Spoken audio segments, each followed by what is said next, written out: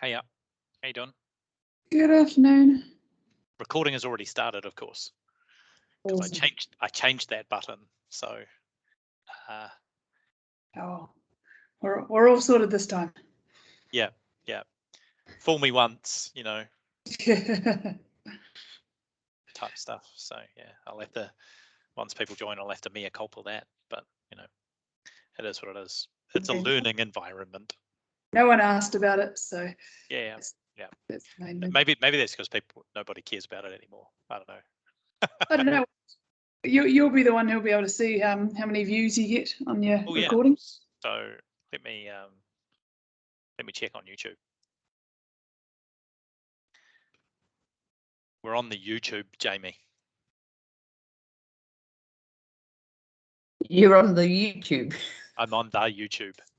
Yeah. Cool. My movies. That's interesting. Didn't know that was a YouTube thing.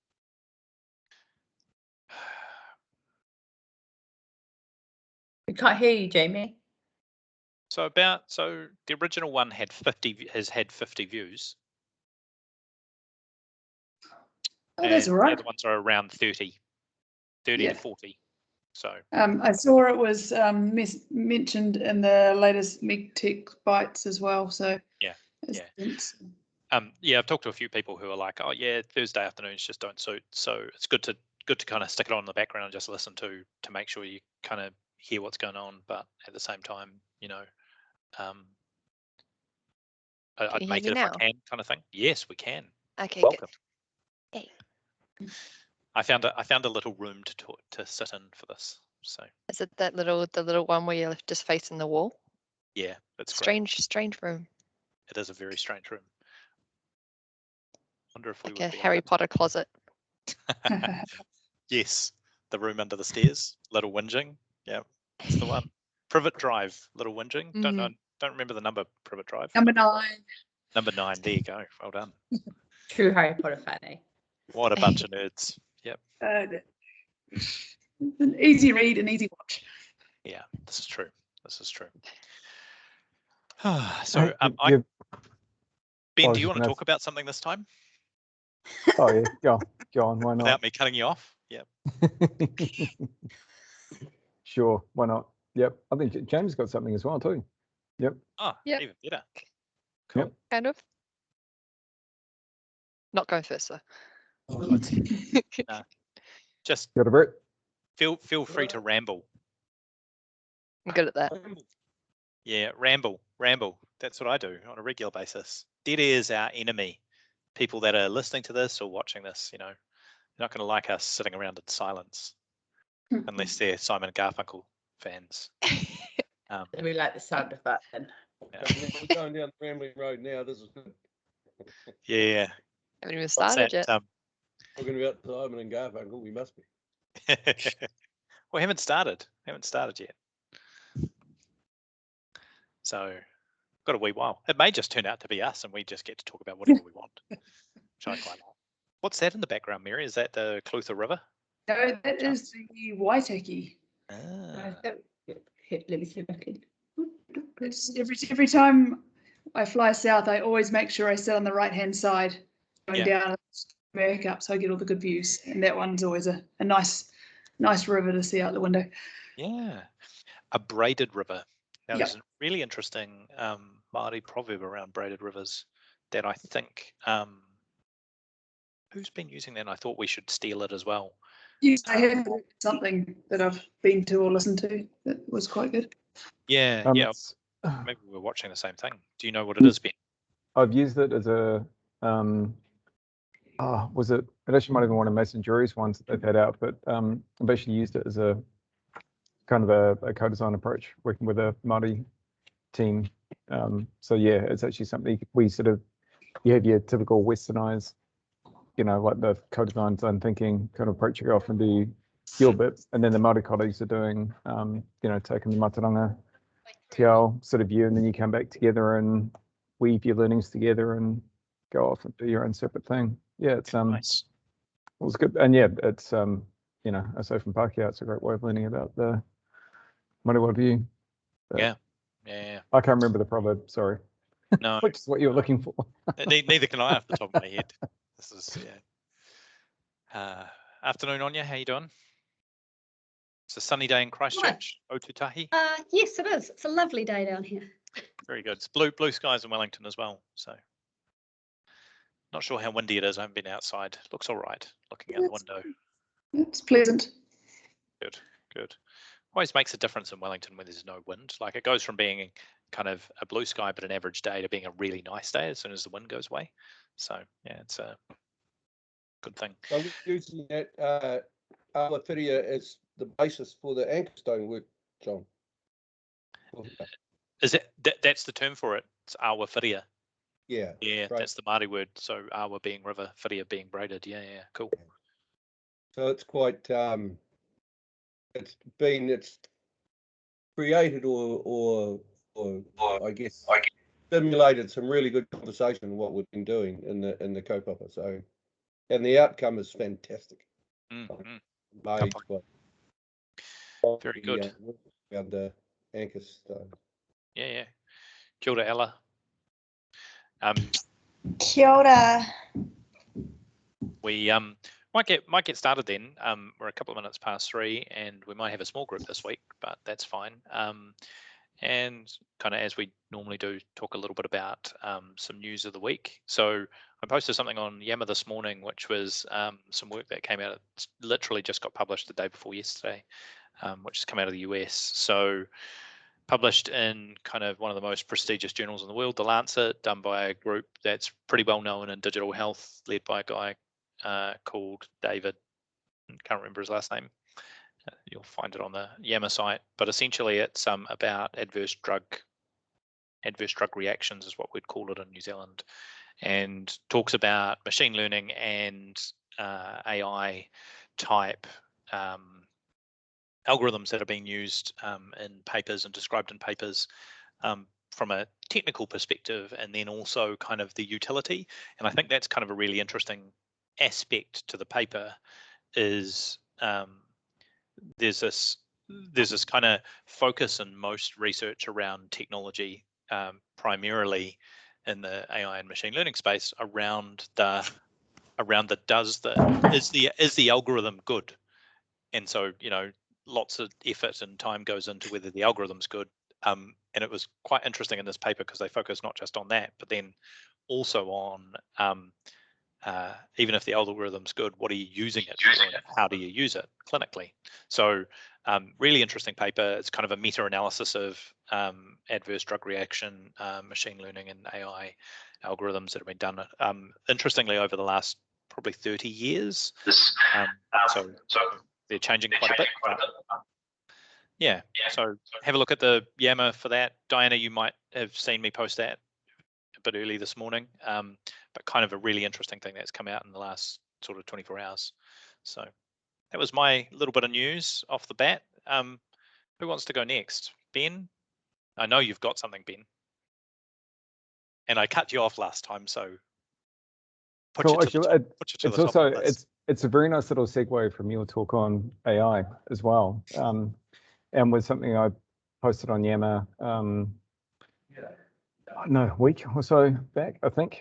Which I was too slow to share last time. And it was a paper called Out of the Black Box, Indigenous Protocols for AI. And rather than try and use my own words to describe it, there's just a couple of excerpts I pulled out from the paper that I thought were be interesting to share. So they've said overall, it's reflecting an underlying belief that in complex systems, the meanings or ethics of the system are not separable from the system itself. So for Indigenous people, the land or country is not separate from who we are, and if cared for differently and understood as a shared national resource, is an infinitely bountiful gift that provides all our needs. So this was written from the Aboriginal people of Australia's view. External rules and regulations to protect the land are not needed since the love of the land is inscribed within. The same argument extends to the resource and wealth creation opportunity of AI. If we understand our use of AI as a national resource, then issues of exclusion, privilege, and ethics are addressed as part of the algorithmic process in a way that ensures bountiful opportunity for society at large. external regulation is not needed if well-being is the aim of the process. They also developed a country-centered design process in it, which I thought was interesting. So that was their counter to the human-centered design process. And they've said that having, for them, an Indigenous-led process comprises of 4 key cycles, which were culture, research, strategy, and tech. And that reflects the nature of the relationship with natural and complex systems. And then one of the other things there, which I thought this was that would be a nice little discussion piece on this, is that one of the things they did is they began by discussing a general ethical understanding of making kin or coming into relation with machines. So they ran their own unique thought experiment called Brother Fridge. So this arose from the provocation that a smart fridge might be a subjectively perfect relative or spouse for a contemporary consumer, and that it knows exactly what you want and never judges you. We imagined an Indigenous person developing a sibling-like relationship with the fridge, and then ran a thought experiment on what impact this might have on the rest of the kinship system in the extended family. So they discussed propositions such as, would your niece need to call the fridge uncle? How would this govern her use of the fridge? Would kinship protocols, therefore, disrupt the demand-sharing economy of the extended family when nutrition is mediated through an AI that is primarily geared to an individualized relationship with the owner? This then led them to consider avoidance protocols in kinship systems. Traditionally, we must avoid direct speech or exchange of goods with our in-laws, and the consequences of violating this protocol can be quite severe. So they asked, who would be accountable if the smart fridge shared a man's yogurt with his mother-in-law? Would the man be punished, or would it be the fridge? I can imagine it being both, because that tends to be how it works in my household. It's not enough for one person to get in trouble, normally me. Everyone that seems to be immediately in proximity to me gets in trouble as well. So if I had my hand in the fridge would definitely get in trouble, like, taking the yogurt out. How do you punish a fridge? Good question. Maybe leak some of the refrigerant out of it or something. I don't know. It's an interesting question, because presumably there's a positive side to the relationship and a negative side to the relationship. Not just a life affirming one. But no, it's an interesting observation, and I think, Ben, that kind of leads on to another story which has kind of made the news in the last week, which is the Prime Minister of the UK is starting to look into bias in medical devices. So obviously oxygen saturation devices monitor not pig related. Not what was that? Not Peppa Pig related. And not fridge related either, unfortunately. But so they're looking specifically. Something's come up around oxygen saturation monitors, in the sense that these were designed, generally speaking, to look through the skin at the amount of reflectance in hemoglobin, in oxygenated hemoglobin under the skin. And so, of course, different colors in skin result in different outputs, whether they might be different or not. So I'm assuming there's probably quite a bit of bias. One of the people that works here had bought one and wanted to understand why his outputs were always around 92%. And I pointed this article out to him, and he said, it's just to be expected a little bit. So so it's interesting. On one hand, people are really pushing down that exploration of understanding that relationship between machines and humans, and we've got a bunch of machines that obviously don't understand humans. And it's someone mentioned to me this morning, what's the biggest problem we have in technology, and both the biggest problem and the biggest answer is the human element. So we've been building obviously this vaccine pass thing, and the problem is never the technology, it's the humans the problem and the opportunity is the humans that use the technology. So very good. Mary, I know you've always got news. What news have you got for us? Well, this time it's not really news, but it's more events. So actually cutting back into the AI type of thing. HIMSS has their machine learning and AI for healthcare digital forum coming up, and that's in mid-December. There's actually a free code going around, so you don't have to pay for the event, which I posted on Yammer, but I can post in the chat as well. So that cuts a couple of $100 off attending. What's quite good about it, I went to attended their last one, and they also hold things available for, I think, 40 days afterwards. So obviously, because it's in the States, being able to watch it at your own leisure is quite nice. And the other one was MB is conducting surveys to collect information about the research, science and innovation workforce at the moment. The surveys are designed to better understand the demographic characteristics, skills development, workplace practices and challenges facing researchers, technicians, administrators and support staff who contribute to the research, science and innovation system. And I can post that link up. It's also on Yemo as well. Very good.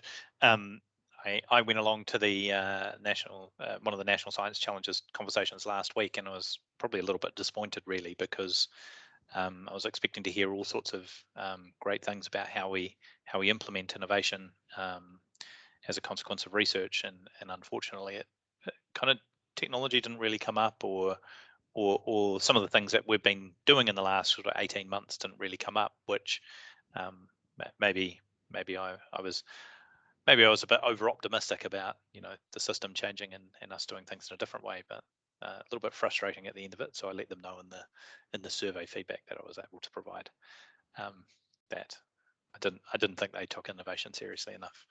So funnily enough, here's someone that was a part of it and may or may not have very similar feelings to my own. So Robin, unfortunately, you've walked in when I was talking about the National Science Challenge sessions last week. So all right. Yes. Yeah, just saying I didn't feel it focused enough on innovation, even though ostensibly that was the topic of the conversation. So yeah, more at the research end of innovation than the innovation end of research. So it is what it is. Does anyone have any news that they want to share with us? Want to talk about? I was just going to say that the CMDT and Liverpool Innovation Precinct held its BioBridge panel on AI in health. Robin actually spoke on, at that panel. We do have a recording that's up on the CMDT website, which we can share. And there were at least 2 talks that really grabbed my attention. One, not just because she's here, but because I did like that talk. And it was Robin's around governance of AI governance in the hospital. And actually, it's really good for researchers and companies to understand, what goes on behind the scenes as well. And the second talk was actually from Australia. And it's actually the last talk of the series on the panel. And it was, I think, was it Mark, Ella? Was it Mark? Yeah. So this is one of the clinicians at, I think it's Western Sydney Hospital. And he's developed a machine learning AI to actually address operational issues in the health system. So I think he mocked up, if I'm not mistaken, it was an emergency room, and seeing how that was coming in and out and how that was being utilized. So have a look at that. I think at the very least, look at those 2 talks. They're really interesting. Thanks. That sounds good, Diana. We'll do. We'll post the link in the video for this and put it up on the Emma site as a redirect. I want to introduce Jamie to you all. So she's one of our interns. So she started, was it last week, Jamie? Am I right? Yeah, last week. So she's a design intern. She's just graduating from Victoria University. I think you had something to talk about, Jamie. Do you want to have a quick chat? Go on. Yeah. You will. Okay. Cool. So Ben and I at the moment are looking at the concept of digital consent. So I've been looking at ways that you can obtain and store consent in a system that will eventually become more interconnected. And I came across this concept of consent receipts, which are really interesting. So it basically records like a standard set of legal, social, contextual parameters that relate to a transaction. So like between you and a healthcare provider, for example. And if these get implemented like through a blockchain, a decentralized kind of storage system, then it could promote like consistent consent practices and interoperability between different departments and different agencies. So yeah, that's what I've been looking at.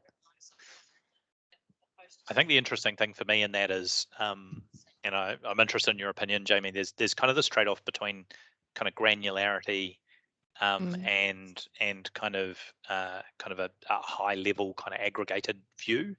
And I suppose it might be contextual, or it might be, situation dependent. Have you got any thoughts on when you might want to, be really explicit about that consent processes versus kind of be more general about it?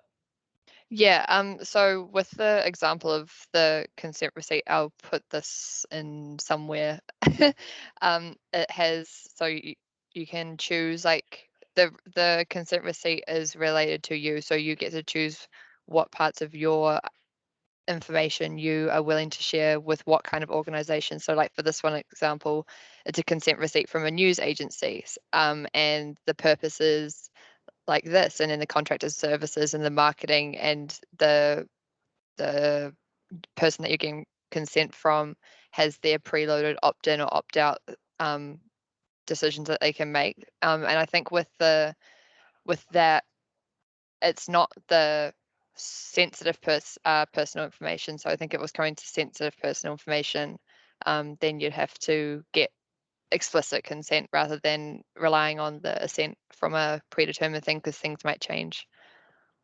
Interesting. John, if I may, and James, that's something that's really near and dear to our heart. Philip Jones from Whanautahi. We have a system that shares records between different providers, and they're not just health providers, but also other social service providers. Some of them are health practitioners, some of them, social workers at Oranga Tamariki, a whanau social worker, a GP, a clinician. So sharing information amongst all of those. And so we've had to broach that subject of consent at quite a granular level. And one of our experiences is that there are people, for a whole range of reasons, trust issue may turn off a whole organisation. There's probably an obvious organisation that people turn off, but turns out there's actually some very specific, young girls that go and visit an abortion clinic may not want to share that activity. But if they've got a generic plan, they actually need to be able to say, hey, I want to share with my parents my entire health record, and I'm actually okay to share that health record with Oranga Tamariki because I want, or MSD because I want to support my my children, but I don't want to share that abortion journey with with anyone.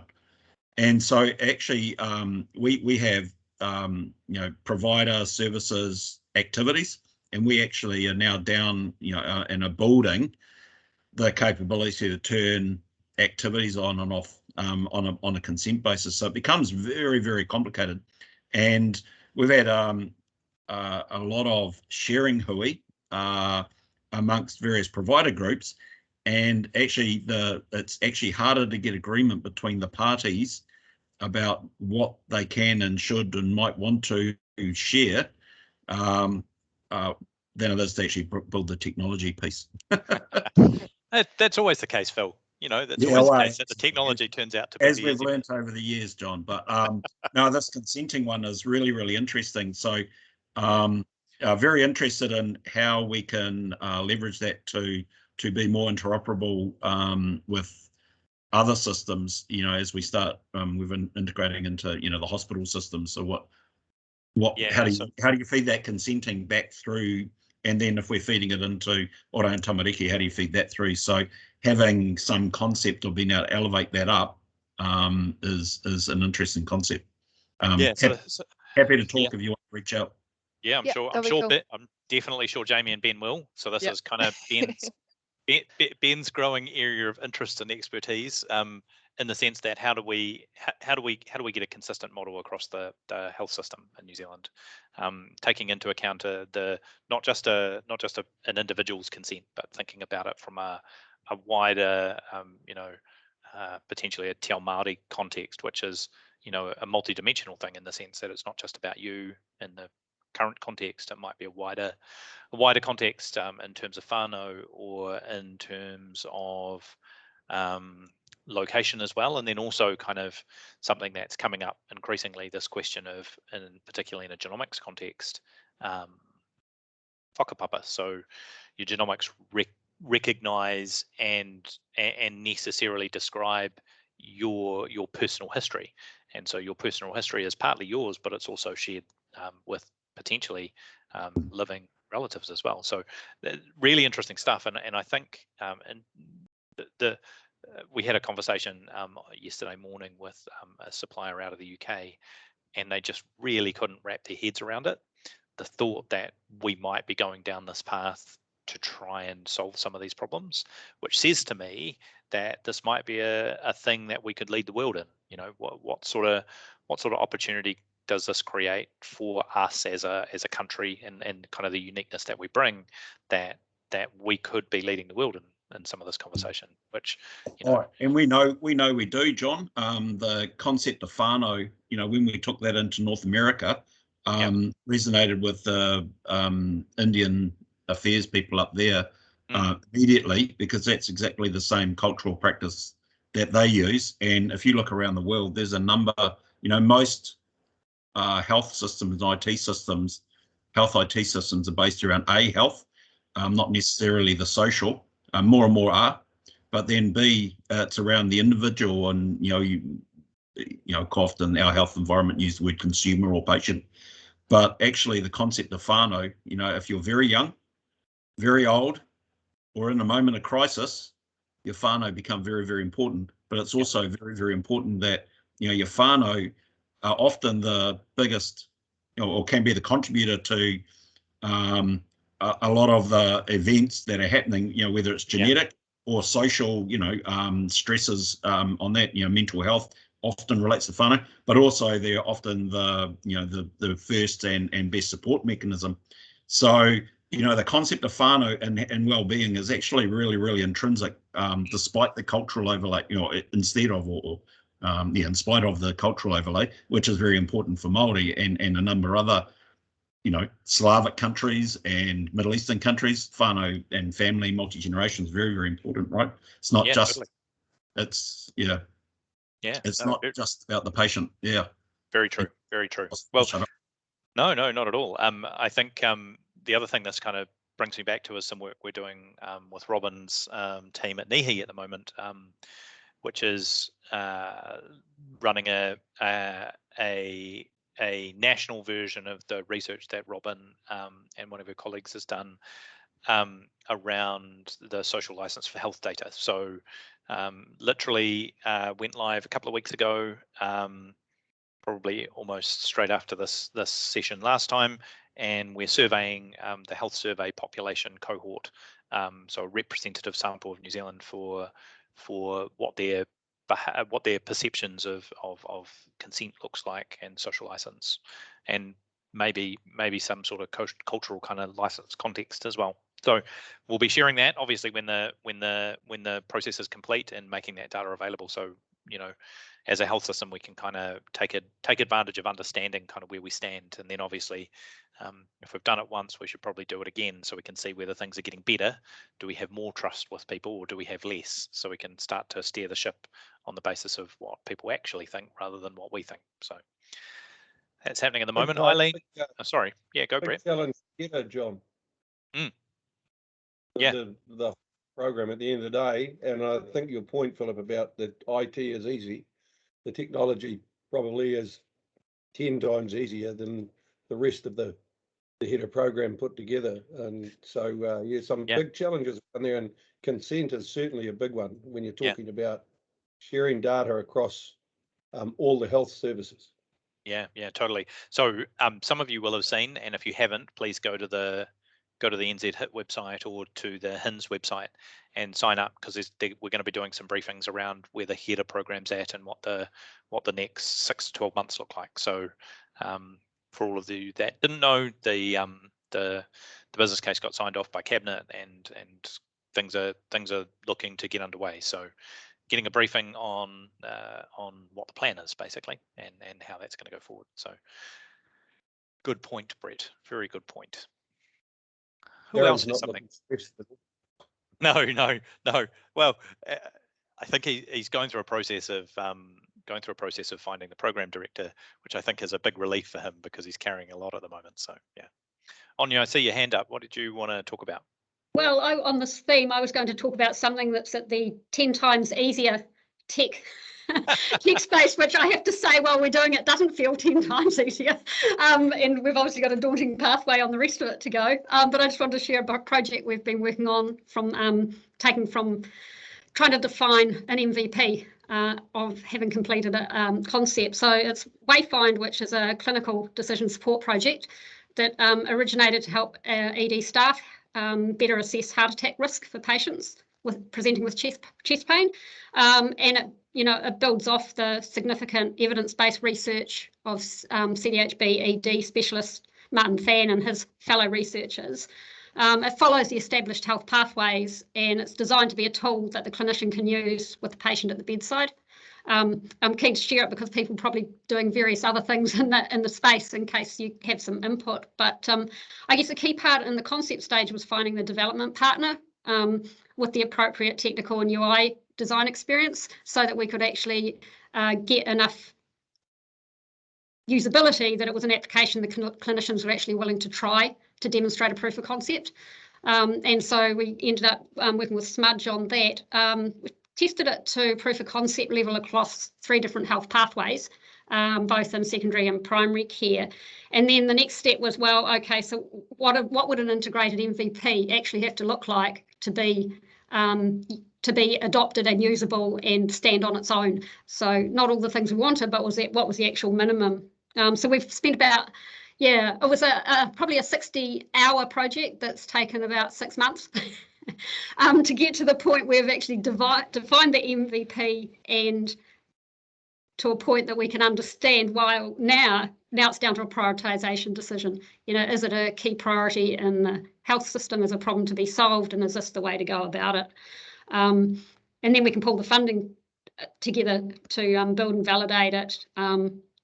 Obviously manage the bias and all these other consenting and other processes that will have to fit into it, and then hopefully one day scale and commercialise it. But I'm really interested. It's a space where there's a lot of M&A activity happening internationally, and so understanding where the New Zealand health system's at will be quite interesting. I'll pop the link up. I think I'll go first because I thanks. tend to like to jump in. But when I was at Capital Coast, probably I don't know, it must have been 10 years ago now, we started looking at pathways, and the first one we looked at was what Canterbury was doing at the time with health pathways, and we also looked at some work that was coming out of Auckland, which was looking at kind of dynamically iterative care pathways. So on the basis of who was using the care pathways and the data they were putting in, we were being sold on the thought that the pathway could create a bunch of data and give us a bunch of data about what was working and what wasn't working and what people were doing. And it was pretty, I think for the time it was pretty visionary, but it wasn't very practical. And so Capital Coast, Hutt Valley and Wairarapa made the decision to use the Canterbury solution. But you can kind of see the value, So at the moment, the whole health system uses health pathways. You've got a bunch of content about what a clinician should be doing, and you've got this question about, well, how current is that, and how do we reflect the difference between what they should be doing and what they are doing, and how do we then understand how to modify clinician behavior to be more likely to do the things they should and less likely to do the things they shouldn't. Now, this kind of plays out in the consumer context on a regular basis. So there's an interesting question about the types of patterns that might benefit clinicians versus consumers, and how that kind of behavioral aspect of the choice to follow a care pathway is kind of manifests. So it's been a really interesting thing, but I think there's real value in that because effectively it gives you the evidence that the pathway is working or the pathway isn't working and the evidence to change it. So and obviously the ability to measure value. So one of the key things in health is it's really hard to see value across the care pathway. So you might be able to see value in an individual intervention, but in the choice to get other people to intervene, it starts to get really, really hard.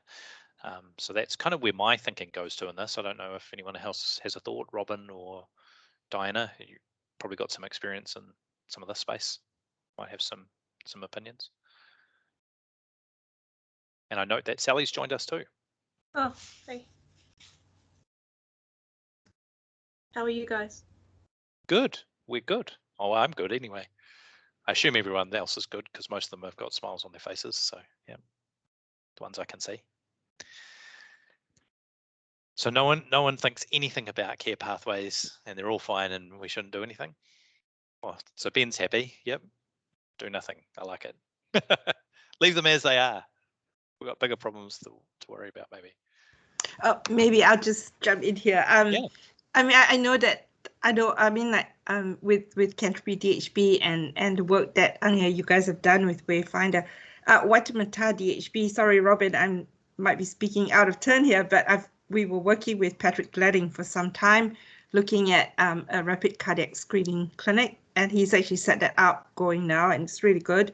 There is a pathway where patients, where patients follow, and there's also an opportunity to trial some new technologies on the patient with their consent. He's actually produced a really cool little video on it, and I'll try and get the link and post it in if anyone's interested. But yeah, I think he's interested in connecting with people who might be interested in working with him. Yeah, I think where I was going with this is the thought that I don't know how many pathways there are on health pathways, but I'm more interested in kind of that reusable meta conversation of, so we've got an example of a cardiac pathway. What other pathways take in information, PARS information, kind of PARSE, and then give a clinician kind of the jobs to do, or the clinical reasoning support in order to either make a diagnosis or take an action. And so that reproducibility of that is kind of where I go. So kind of either, you might think of it two ways: either how do you go up a level and think about it across all of the pathways, or how do you go down a level and think about it across all of the pathways. So that mechanism of a pathway being an evolving thing, not just necessarily a cardiac one. That's what the appeal was when they came to see us in Capital Coast about 10 years ago, was the thought that knowing about all of those pathways changing is feels like a really powerful thing, more so than just providing the information about what's in the pathway. We tested it across 3 different pathways, both cardiac and primary and secondary, but also in gallbladder, and there was one other I can't remember, just to try and understand what the differences were and whether it was going to be repeatable. And obviously to be scalable, it needs to have an engine that can create and work with every pathway. But in theory, all 800 or however many pathways, and that was the exciting bit about making an investment. Is it a big enough priority, and could it be scalable to the fact that it's actually quite a huge scalable platform level innovation in the future. Totally. Ben, I can see you've got your hand up. Where's your head go with this? I'd definitely be interested in being part of the conversation with Patrick on that, because there's some nice little symmetries with the work that we're doing around the rheumatic fever bridge, to the idea of this looking at a national rheumatic fever. Obviously, this would potentially be a pathway into it.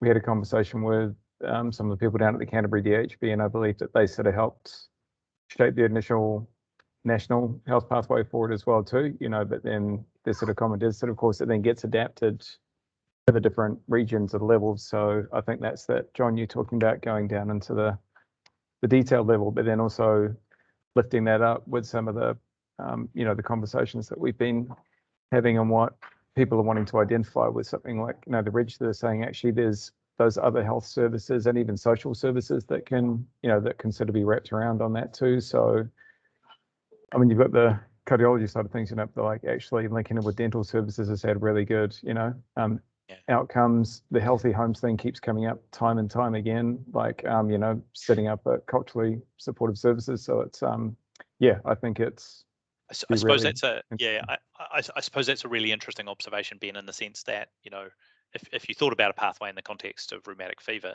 presenting the clinician back specifically some information about the success of the pathway, does that make the clinician more likely to follow the pathway? You know, like 99% of the children that get treated with the regular antibiotics don't go on to get acute rheumatic fever in your local area. You know, that's that sort of kind of feedback that you might go, oh, as a clinician, that's really useful. And of course, that then serves the pathway. So because, of course, you read that and you have that evidence, you're more likely to follow the pathway, which then means, you know, rather than 99%, it becomes 99.9% of the children. So you've kind of got that really interesting self-reinforcing kind of information kind of loop there. Now, of course, as we know, with those sorts of feedbacks can be runaway as well. So, so things start to go wrong in the data. You end up with the situation where everyone goes off down a tangent of maybe the wrong pathway. Being able to measure whether a pathway is right or wrong is an interesting question, but it's kind of it's a really interesting concept, and it gets really meta really quickly and really big really quickly. So it's kind of, I can see on your why it's taken a wee while to kind of go, what are we actually trying to do as an MVP to make sure that we can kind of put our arms around it and get what we want out of it? Because this was things expanded really quickly in our heads 10 years ago when we thought about it. So yeah, Sally, I can see you want to make a comment. I better unmute. What I was thinking, this made me think of the components of the pathways, because what I've been looking at recently are how can we use Statistics New Zealand data to actually automatically update some of the things that are based on population health, rather than having someone sitting there and pushing a button. And this came up with my research, my PhD research a few years ago now, where I developed some formulas to estimate the weight of kids for resus. But nobody ever actually updates them. The original one was from 1986, they were still using at the time, and not even New Zealand kids. But it would be a fairly easy thing to do, to set in place something to actually update the regression based on the Statistics New Zealand data, to actually update the stuff in the pathway, not just directing people to the pathways. Yeah, totally. Just a thought. I was going to say there's an article which I'll try and dig up and put it into the notes that I normally circulate, where there was a guy in Los Angeles who worked in a technology role in a firm, and he was kind of like a contractor. So this maybe happened 2 years ago. So there's an article about it, and his boss got hit by a bus or something, which is not funny, but boss got hit by a bus, died. So he then stopped being an employee, and because the whole process had been automated, the offboarding process, this guy didn't have a boss, so basically got offboarded. They deleted his account, deleted all the work he had done, and it might have been to do with the city of Los Angeles. Anyway, they lost a bunch of the work that he'd been doing for 2 years, because essentially they'd almost over-automated it. So, you know, I can see benefits and risks in this, and obviously, you know, if it goes too far one way or too far the other, you might end up in trouble. So, yeah, right. Who wants to go next? Somewhere along the line. Yeah. Asfahaan, is it Asfahaan? Yeah, it's Asfahaan. Yeah. Asfahaan. Very good. Yeah. What did you want to talk about? Look, hi everyone. Firstly, I just wanted to introduce myself. It's my first time joining this group. So I actually got an invite in, and I'm not sure if this is the first one ever. So I just got an invite in my calendar, and I just clicked on it and I just joined. I was few minutes late, so the conversations were already happening. So I was just quietly observing and just listening in to all of this innovation and research-oriented talks, which is really nice. And so I come from Manage My Health. So it's a health platform that probably some of you use, or we have over 1 million registered patients now. And yeah, even in our organization, we talk about product innovation and things like that.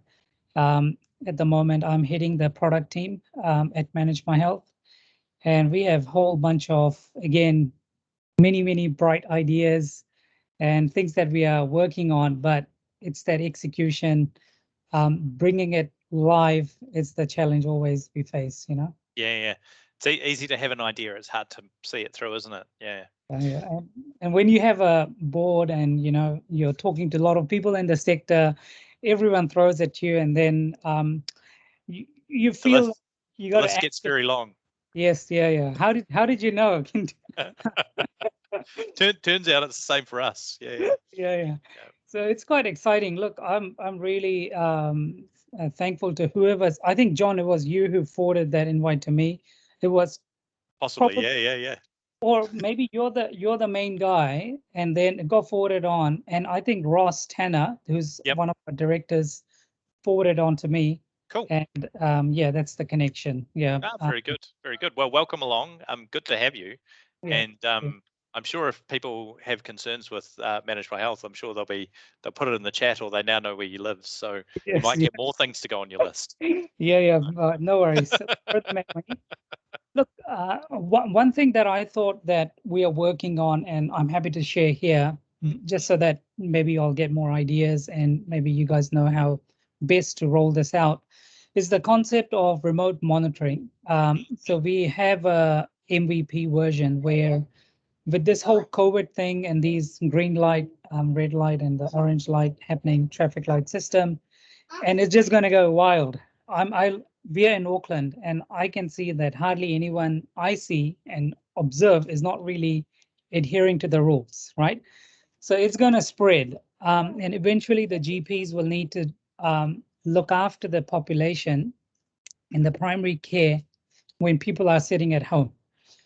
So we are working on a concept of like a virtual ward kind of a system, where you as the patient can take certain readings, put it into your Manage My Health app, and based on certain business rules, if you're over this threshold, do this, under this threshold, do that, you know, that kind of an if else kind of thing.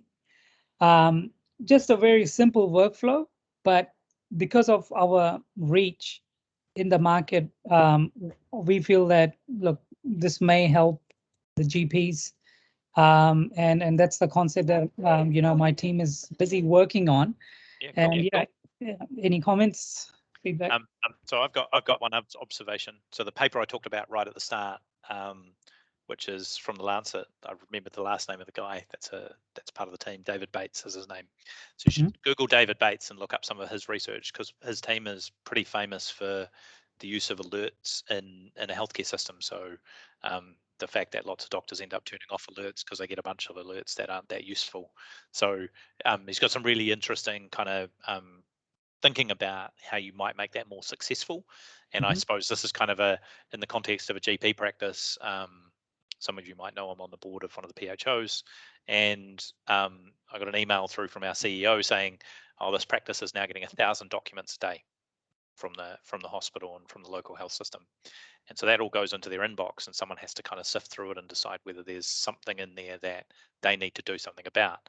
So it's kind of that signal from noise question of, you know, how do you manage the sensitivity and specificity of those notifications so that you're only telling the clinicians when it's important to know, not every time it happens, because you've got that classic problem of user error often.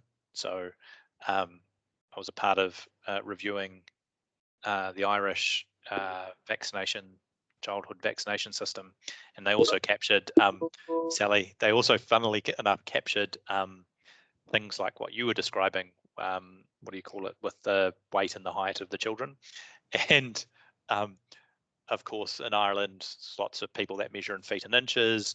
There's lots of people that measure in millimeters and people that measure in meters. And so the numbers were all over the place, basically. And so everyone thought they were putting in the right numbers, but, you know, it went from 0.99 all the way up to 999. And so, you know, in that context, it's really hard and or easy to kind of fix some of those problems if you know about them. So that was just my thought. I'm sure others will have a perspective. Hopefully that was useful.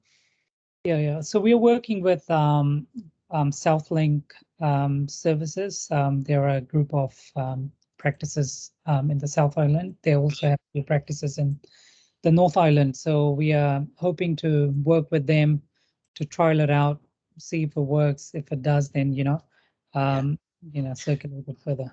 And then one of the interesting things Eileen and I have definitely talked about is kind of that question of aggregation of data. So how do you separate the data itself from the measurements themselves, from anything that then analyzes? So how do you retain that granularity of the measurement protocol? And and this then gets to the kind of the question of the value of some of it. So I had a good friend, Peter Hicks, who was the clinical director of intensive care in Wellington. Unfortunately, he died recently. Died 2 years ago now, I think. So I talked to him about this a while ago, where I was like, oh man, there's all of this data comes out of the ICU systems, and you're doing arterial blood pressure on a continuous basis for someone that's been in hospital for 100 days. What can we do with that data? And he's like, most of it's rubbish. So I think that's kind of another interesting thing, which is, you can capture lots of data, but you've kind of got this interesting question about, how much is the right amount? Because if you can get it every second, is every second the right amount? Or you can get every minute, is every minute the right amount? So some people say more data is better, but maybe it is, maybe it isn't. It's an interesting kind of question. So anyway, thanks for that feedback, and just glad to be part of this Super Pride forum. Yeah. Very good. Happy to have you. Welcome. Hey Eileen, did you want to talk about the workshop you've got coming up? Because it's interesting stuff. The South Island one. Yeah. This was generated from a conversation with Trevor English at South Canterbury Labs, where he was approached by a drone company out of Australia, who consequently I'd also spoken to a few months beforehand.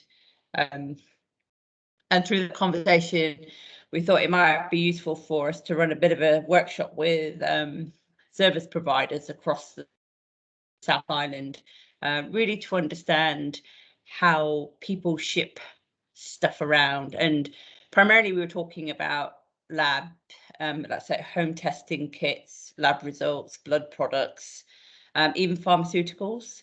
So we brought together a bunch of people who work across those domains and to really understand the pain points and some of the examples, that Trevor could just roll off is, when there's road closures and primarily you're shipping these via road courier. So what happens? What's the impacts to your services? How does that impact patients at the end? What you're trying to deliver. So yes, early December, going to go down, have a bit of a hooey in Christchurch, map out what are all the pain points. Look for some real problem statements. So how much is this? I think how much is of this is anecdotal evidence, or is there a real problem there? Because the interesting thing with drone technology is as a single service line, economically it doesn't really make sense. But what happens if you apply it across multiple service lines? And what would that construct look like? And how would you manage that? So yeah, watch this space. Hopefully we'll have something out this side of Christmas. We'll see. The most interesting thing is Eileen was busy planning this on Friday, and some of you might know Shane, who's my boss, was in the other ear. So Eileen's in one ear telling me I'm going to have this workshop in the South Island. Shane's in my other ear. I've just been to and he's supposed to be only working a little amount of time, but he gets very excited about things, which is great. And he said, I've just been at this workshop in Kapiti, and do you know what it was about? It was about drones. And I said, well, have I got something to tell you, Shane? Guess what? Eileen's already working on it. He said, oh, that's great. And he said then something which is really fascinating to me is those of you that kind of know the what the geography of some of our district health boards look like is that a straight line is not necessarily inside one district health board or the shortest distance. So we're saying it's might be much faster for a test result to go from Kapiti Health Centre to Marsden Wairarapa Hospital than it might be to go to Wellington Hospital. And I kind of went, wow, that's a really interesting observation that, if you've got line of sight or line of, as the crow flies. As the crow flies. Yeah. It might make materially different decisions available to the health system that is not, that are not currently things we'd consider. Because obviously, if you go to the Kapiti Health Centre, everything then goes to Porirua or to Wellington, and maybe that's not the right answer in some of these cases. Hopefully, the Health NZ experiment or direction might help us in that. Sorry, I was going to say that with respect to the drone story, it might pay to get connected to Robin Kamira, Eileen. Yeah, because, I know Robin. Yeah, Robin did a lot of that work probably about 5-6 years ago. Yeah. She's still interested in that field. And she's on the invite for this meeting for that conversation. So that's good. And she's busy interested in 5G stuff too. Yes, so, that's right. Yeah. 5G, yeah. So if anyone has any ideas about how 5G might help the world, apart from giving us COVID or preventing us getting COVID, that'd be awesome. I think it'll have a role to play as we see more and more IoT type devices. Yeah. Coming to the market. Totally agree. I think one of the interesting questions is how much, and we talked about kind of satellite-based internet, is how much does kind of that ubiquitous access to something like Starlink change the game as well? So obviously 5G is still bound to a tower. So if there's no tower, there's no 5G, and there are lots of places in New Zealand where there's no 4G or 3G. So yeah, it's kind of interesting to see the maturation of that low altitude stuff. Yes, transmission gully, which isn't what's in the background of your photo. That's really interesting. Have you hooked up Starlink, John, yet? No. Oh, so, I thought you'd be into it by now, huh? Hey, I live in Miramar where you live, Brett, so we've got fibre at our houses, which reminds me, for those of you that didn't realise, if you're on a Chorus network, Chorus over the last half a week and for the next half a week is busy upgrading everybody that's on 100/20 megabit service on fibre will get moved up to 300/100 for free. So it doesn't matter kind of what your retail service provider is, it looks like it's going across all of them. So I'm on Big Pipe. And this week my internet went from 100/20 to 300/100. So that'll give us a performance at 100/20 then. That'd be great. There's no one from Spark on the call, is there, Brett? Yeah. I know a guy who set up Starlink for his in-laws in Tauranga. Yep. And he said he pulled the thing. It cost you $800 for the, for the dish. Yep. And 160 a month after that. He said he pulled it out, and he was in his hand. And he turned it on, and it hooked up to his phone straight away. He said he was off. It was great. Yeah. Really easy, really straightforward. Brilliant. Yeah, for those people that will never be covered by, I think, like kind of 4G or 5G, it's just it's really interesting. So even 3 years ago, the government was looking at next radio spectrum stuff and emergency services coverage. Sally, that you might be interested in this. So looking at the new generation radio networks for police and ambulance and things, and I asked the question, what about satellite internet? And the answer was like two and a half years ago. Oh no, that'll never happen. It's too slow, too high latency. Not worth spending too much time on. And it's just amazing how quickly that situation's changed. And it's in the situation where Brett can tell us a story about a mate in Tauranga who's done it for his parents-in-law. Do you know what I mean? Like it's not just for the government or just for the military types thing. It's available to everybody basically. So yeah. I'm thinking the advantages from a rural perspective, technology on farms and things like that. Just amazing. They really take a big step for a lot of people. Yeah, it's an interesting thing though, Brett, because it's kind of if you don't know about it, you wouldn't know about it. Do you know what I mean? So it's not like it's not like they advertise on TV or, you know, at the 6 o'clock news, or, you know, when farmers, apparently farmers, and Mary will know this, her family are farmers, but they all watch the weather on, you know, at the end of the news, because then they know what's going to happen for the next day. You know, tell you what, put a Starlink ad just before the weather on the news, and, you know, you'd sell it to half of rural New Zealand, I'd imagine. It'd be interesting to see how much of the telcos have taken up that space. Yes, yeah. Don't get Starlink. Make sure you get 4G from Spark. Yeah. Very good, very good. Okay, is there anyone else on the call that had something they wanted to talk about? Because I recognise we've only got 4 minutes left. This time just seems to disappear in this call. I kind of feel like, what happened in the last week, and then suddenly the time's gone and we're off for another 2 weeks. So if no one has anything, I've got one last thing to round up on, which I went to last week.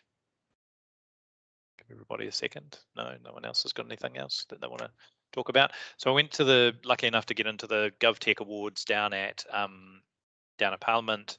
So every year Creative HQ is funded through Wellington City Council to do GovTech things. They've got a new sponsor this year, who is Westpac, who run the Government Innovation Fund. So there's money there, and they basically work with government agencies in Wellington to come up with exciting things. Except this year, they also councils. Yep. They worked with someone that wasn't in Wellington, which was quite exciting. They work with Te Reo, and really interesting things. So I'm following up with this. Come out of the Ministry of Justice, who have been doing some interesting joining up work. So they're busy realising they're at the bottom of the cliff rather than at the top of the cliff. And the work in Te Reo focused on navigators, which is a term that's pretty familiar to the health system, and how they could build a chat interface for navigators. So they weren't building the interface for the person, but they wanted to use a chat interface for the navigator to make it easy for the navigator to find the resources for the person they were talking to. And so apparently they've had quite a bit of success in the limited proof of concept work they've been doing. But they won $50,000 in order to progress their work, and I'm really interested to kind of see. Obviously, they're approaching it from a social community perspective rather than a health perspective, but just that really interesting way of doing things differently. So, you know, you might have assumed the person had to navigate themselves, and you might have assumed that maybe that person would want a chat interface, and they've kind of got there from their own needs and realized, actually, we're more interested in the navigator giving the person the right information, and so a chat interface would be good for that person. So that's something I heard last week.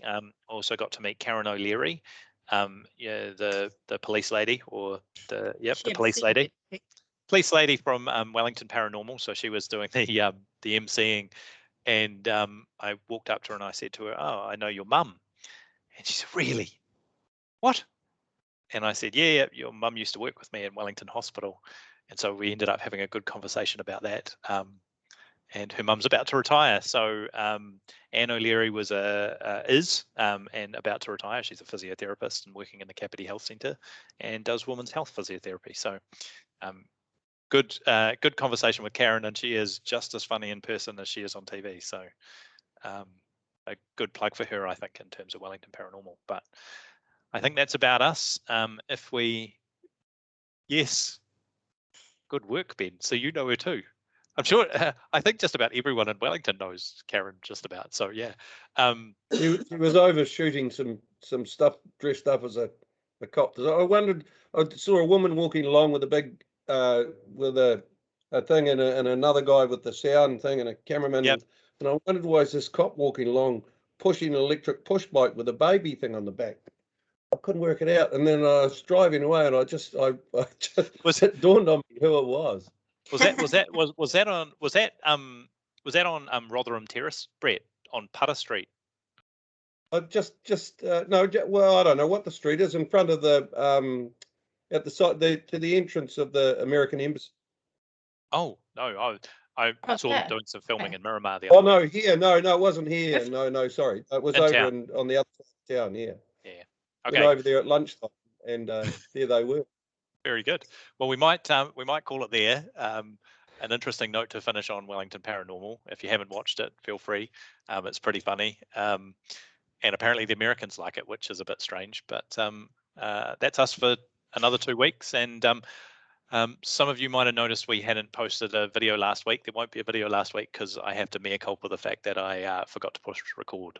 So don't worry, record got pushed this week, and it will be pushed every week from now on. So have a good 2 weeks, and we'll talk to you again soon. Thanks, everyone. Thank you. See you later. Bye-bye.